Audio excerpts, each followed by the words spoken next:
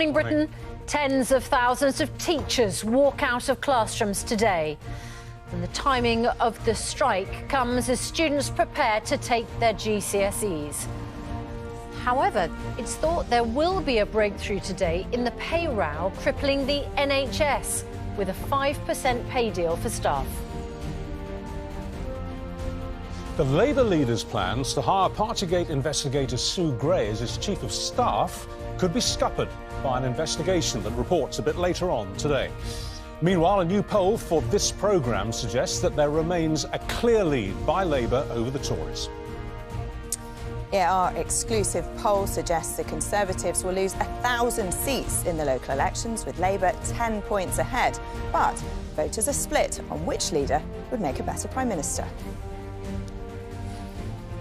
Also this morning, I'm a royal dignitary, get me in there. Anton Deckbag invites to the coronation, along with a host of other celebrities, including Lionel Richie. Plus, overnight, Princess Anne has spoken about the sort of king Charles will be. Well, you know what you're getting, because he's been practising for a bit. Lizzo was amongst the big names commanding the carpet at New York's Met Gala last night, a tribute to the late designer Karl Lagerfeld. But who was this cool cat? There we are. We're going to reveal the mystery Moggy a bit later. A misty start, then largely dry with some sunshine, and that lasts for the next few days. I'll have all the details of that and more coming up. Good morning, Britain. Tuesday, 2nd of May, 2023. Live from Television Centre in London. This is Good Morning Britain with Susanna, Reid and Richard Madeley.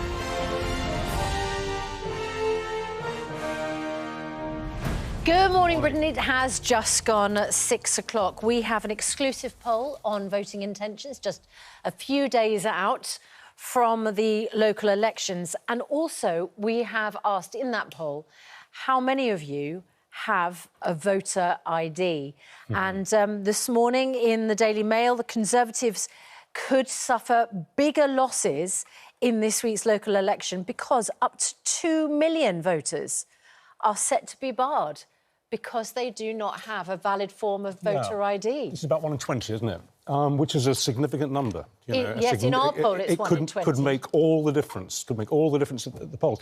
Just to be clear, if you don't have voter ID, you can't vote. You are literally locked out of the democratic system. It's as basic as that. No voter ID, no vote, no say in the running of the country. And how many people? I mean, a lot of us do have passport or driving licence, which are the most obvious forms of photographic ID, which would be valid.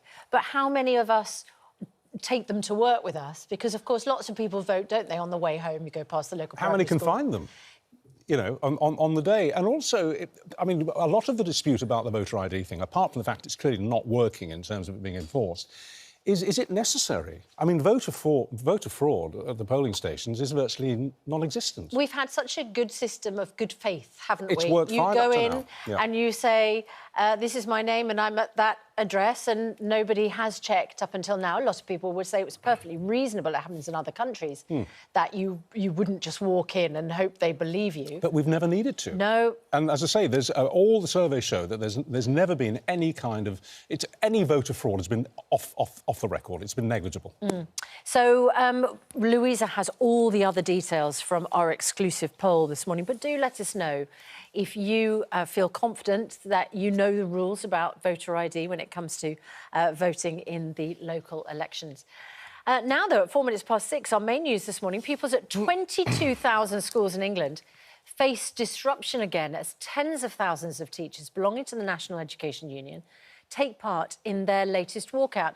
But this one, of course, comes as students prepare to take their GCSEs. Yeah, the first GCSEs kick off in just a few days from now. Meanwhile, in another dispute over pay and conditions, a crucial meeting could see a deal finally agreed with most NHS workers in England a bit later on. In a meeting with NHS employers and the government, 14 health unions are going to be declaring whether the majority support a pay deal of 5% plus that one-off payment. Nithya Rajan joins us now from Parkinson Lane Community Primary School in Halifax. Nithya, how do parents and students feel about these strikes today?